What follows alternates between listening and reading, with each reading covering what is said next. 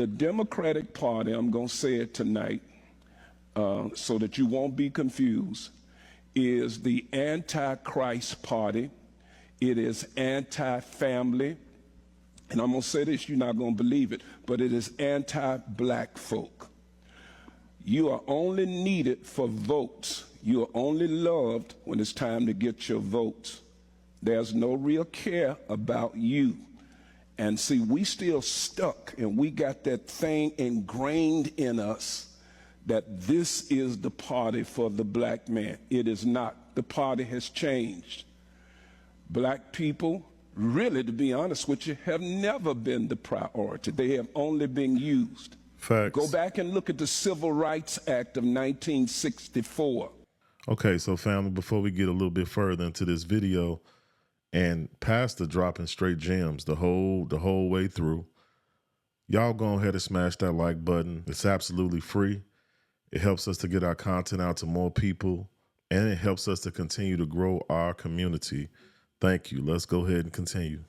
We've all given Democrats credit for that, but Johnson was the one that wanted to pass it, but he couldn't get enough Democrat votes to pass it. It was the Republicans that pushed and passed the 1964 Civil Rights Act. Go tonight and look it up.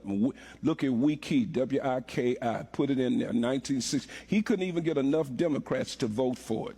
So he had to go to Republican senators in order to. And one of those Republican senators was Senator Dirksen. What he's saying is the truth. They needed Republican votes to get the Civil Rights Act of 1964 passed. They heavily depended upon Republicans because many of the Democratic senators and members of the House did not want to vote for it because obviously, you know, many of them were still racist. So if you don't believe it, go check into it. He's right on the money. Trust me. He's right on the money. But you don't have to trust me. You can simply go and look it up. Help him out. They are anti-life. The party pushes stuff that's anti-life. True. It pushes anti-morality because most of their policies are immoral. That pushes sexual perversion. It is the party of death. Why do you say that, Pastor? If you go back, you'll see slavery started with the Democratic Party. And we saw many slaves that died. We also saw under Jim Crow. Jim Crow was established by Democrats. And we saw under Jim Crow how many were hung and lynched. And then we are seeing today how many babies. African-American people are giving up their future because they won't have, in another 15, 20 years, they won't have enough people because they have cut their birth rates off and have aborted their children. This is a conversation that the majority of left-leaning, liberal black people refuse to have as it relates to abortion. We have aborted 20 plus million babies. They say the number's around 23 million. Over the many years that we've been here, our population has just continued to sit around 13% or 12 to 13% of the population. The primary reason for that is because of our abortion rates. We have some of the highest abortion rates per capita in the USA. How come when during the transatlantic slave trade, they brought slaves to this land and they brought slaves to Brazil? Brazil has the second highest population outside of Africa with over 115 million black people there in Brazil. Why is it only maybe about 48, 49 million? It's not even 59 million of us here. So we have literally become our own worst enemy. And what's sad is that the Democrats, the left, these elite Democrats, all they have to offer us is abortion. They don't have any plan for you.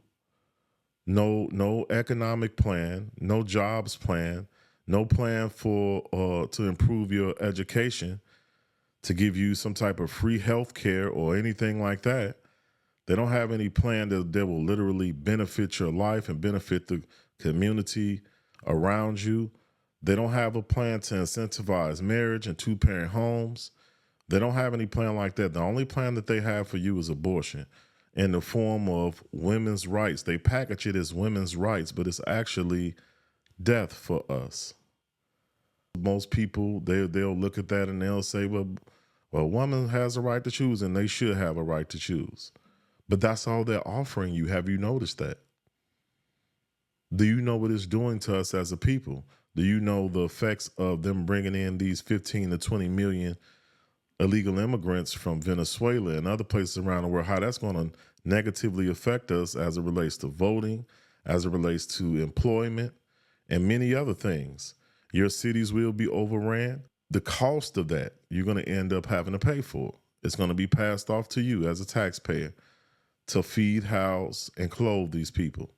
So look, you're literally dealing with the party that's anti-Black. Pastor is really dropping gems. Listen to what he's saying. They do push sexual perversion. They have taken everything that God said is good for the human being, and they've twisted it up, turned it upside down, inside out. So you don't have to, like Kamala says, you don't have to question your faith to do what's contrary to what God says to do, basically. That's all she's saying. Because she knows that God is against a lot of these things that they're pushing. They've tried to redefine what a man and a woman is. Yes, they have. So God's way is not good. We're going to set up in our own way.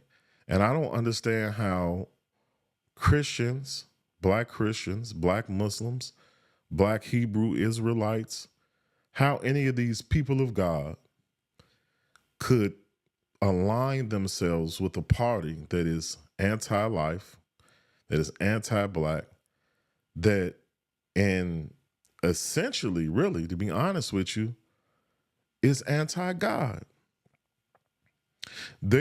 God is nowhere in anything that they're pushing at all.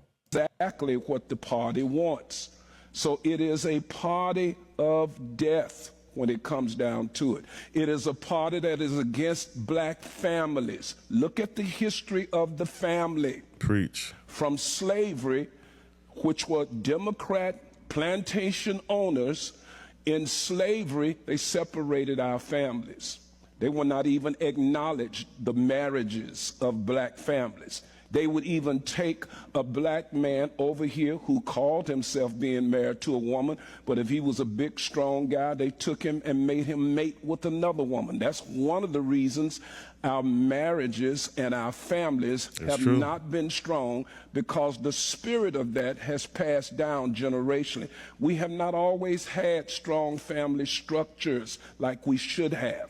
Now, we did good up in the early 1900s, 1920, 30. Our families were pretty good and pretty strong during that time. But what happened was they bought the war on poverty. This was Democrat.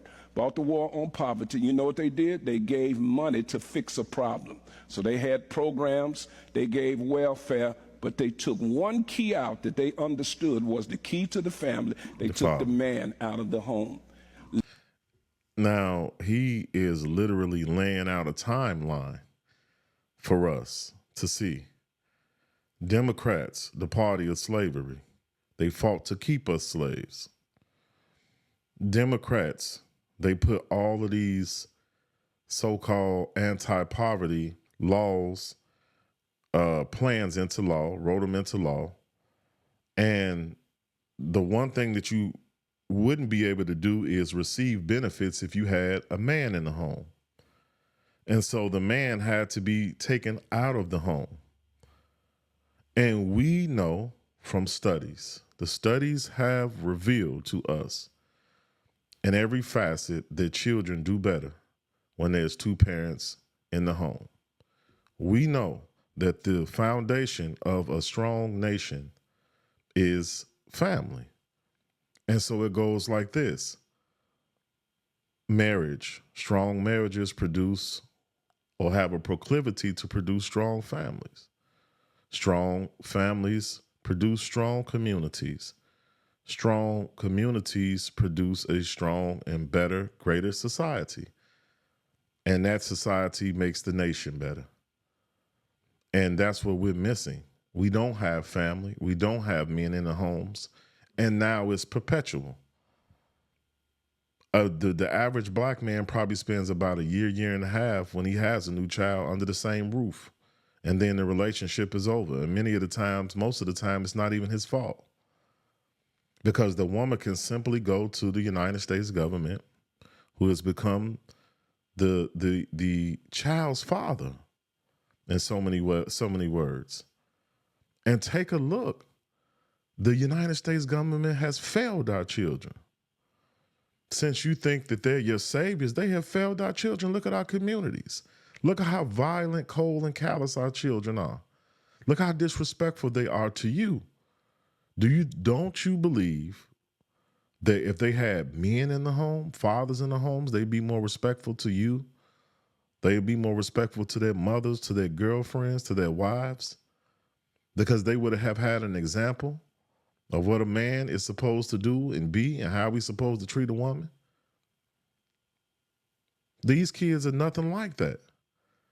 So what we see now in our communities is a side effect of liberal policies. And what they've done is they have incentivized failure. They have incentivized divorce and separation, and they have incentivized the breakup of our families. Because look at the stipulations of these programs. The man has to be gone for you to benefit. The father can't be in the house for you to benefit, to the detriment of our children. The liberals, Democrats, they have been always anti-black family and anti-black male. Even today, to this very day, look at how they elevate the black woman, which is, I've said it. Let me be clear, like Kamala Harris says, there's nothing wrong with elevating women, black women, and women of all colors. But they have overlooked and ignored black men. And then you wonder why you see black men moving over to the Republican side, or moving over, at least they say they like Trump. They might not like all Republicans, but they like Trump. And if you've overlooked them, if you have denied them everything, if you have ignored them and neglected them, then you cannot be mad at them for looking elsewhere. Anybody would do that. Any sensible person would do that. So this party is anti-black, anti-family, anti-God, anti-black male. Ladies, we'll give you the money, but you can't have a man in your house. That means the children now were robbed of them having a father.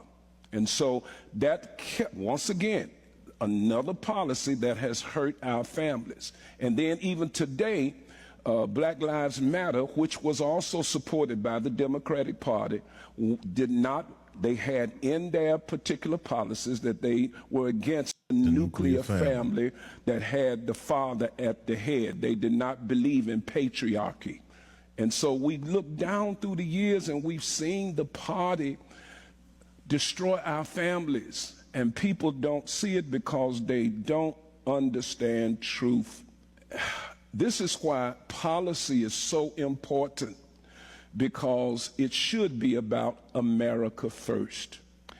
That's like all of you in your homes, your home, your children, and what you're responsible for has got to be first before you go and try to help everybody else. So we need to take, in order to be a blessing to other citizens from other nations, we got to take care of America first. Okay, so he made another excellent point, one out of many, where he said America should be first. Any sensible president, people running the government knows that you have to put your country first.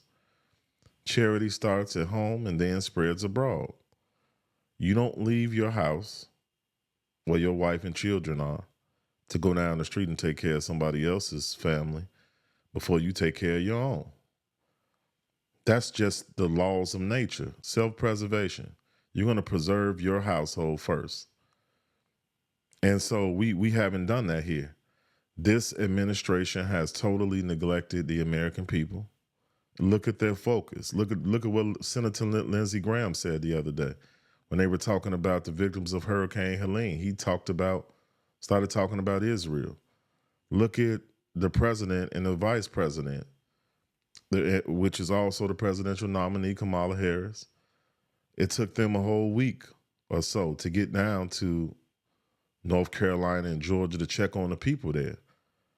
And the people are being denied certain services as we speak.